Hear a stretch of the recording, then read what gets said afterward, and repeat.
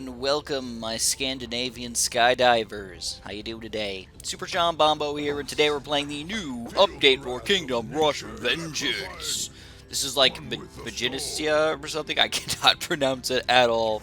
But we're playing it on hard, by the way, not on veteran. I do want to point that out really quick. Or no, excuse me, I'm playing it on veteran, not on impossible. I actually played on Impossible, and my first run-through, I couldn't do it, so we're playing on Veteran first. We're going to get used to all the enemies and everything, and we're going to go back and play on Impossible a little bit later. Possibly even playing with some of the paid heroes, which I think could be fun. Which, by the way, if you guys are not used to the new update, basically when any time Ironhide ends up updating one of their Kingdom Rush games, they usually update with a 3-level campaign area.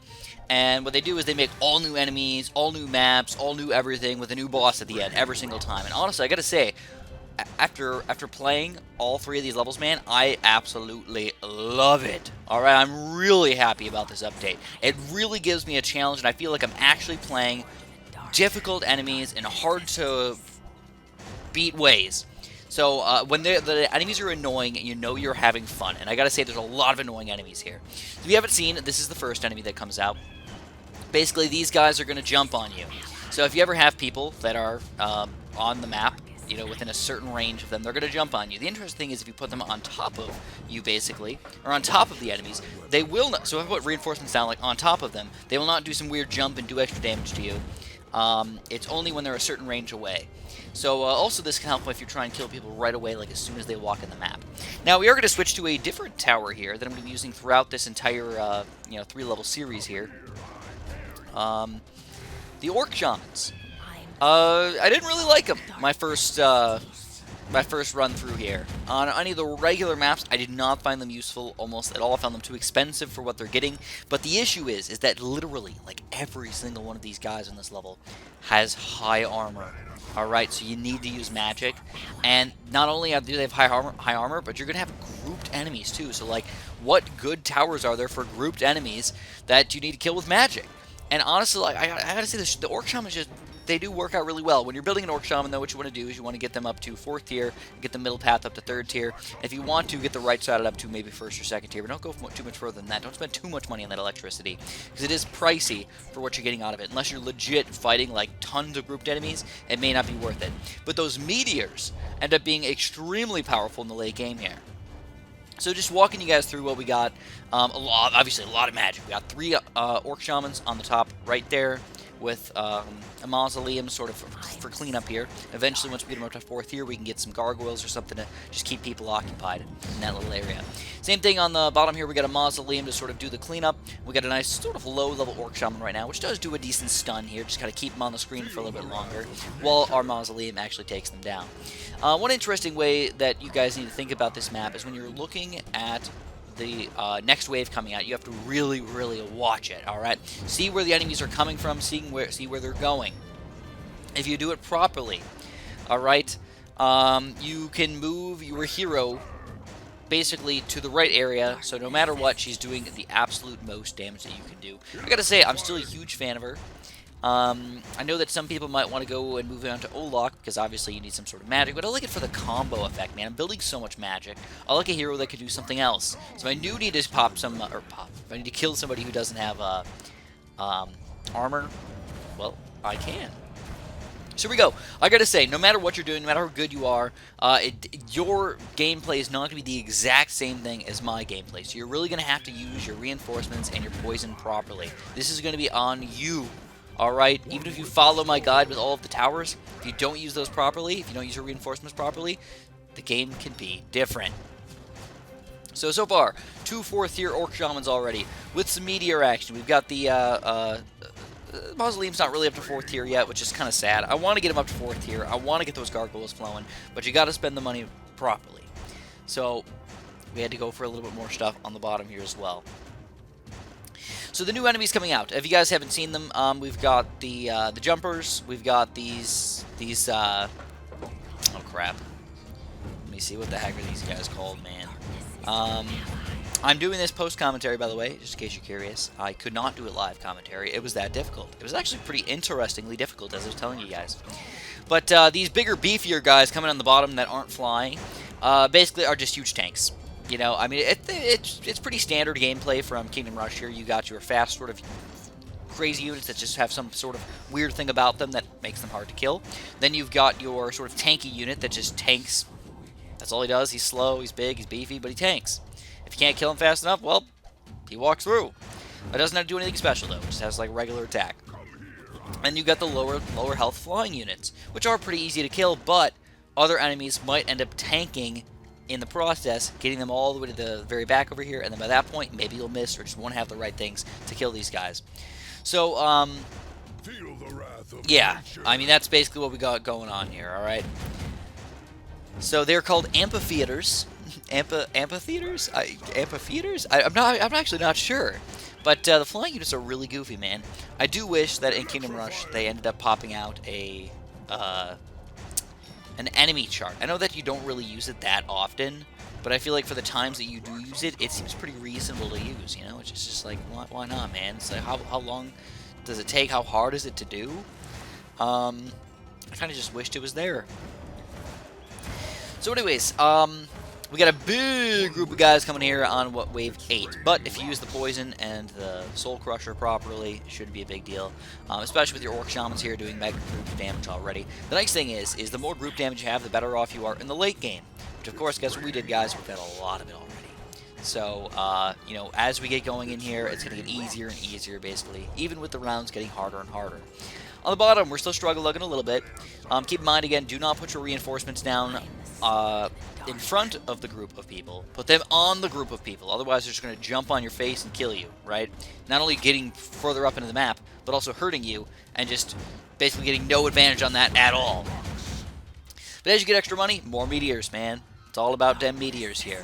The Orc Shamans are surprisingly good, but this is what I was telling you guys about earlier. You've got Azra up in here in a spot that she can shoot, but basically cannot get touched at all. So be smart about where you put Azra, especially with those jumping guys coming in here.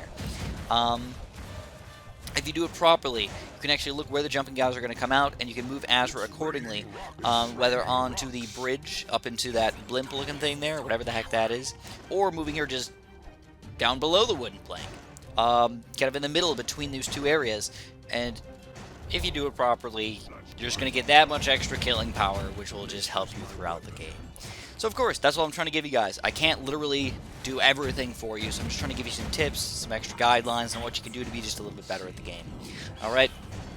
So this will be a No Lives Lost guide, by the way. All three of my videos will be No Lives Lost guides on Veteran, but not on Impossible yet. Got to work my way up to that thing, man. So far, though, everything's going pretty good. Now, here we go. We got another new enemy coming on the bottom down here. Alright, these guys are basically the mages. Again, it's very similar to most of the other Kingdom Rush things. They are different than usual.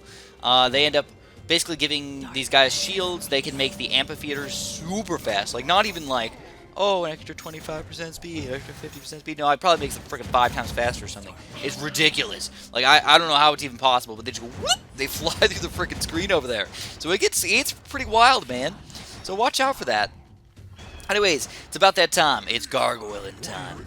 I will say that the gargoyles aren't quite as OP as they were in, you know, like the regular campaign here, the first 15 levels, but they're still pretty good. I still enjoy them in part of my strategy here. I mean, basically, if you haven't noticed, I haven't built a single barracks.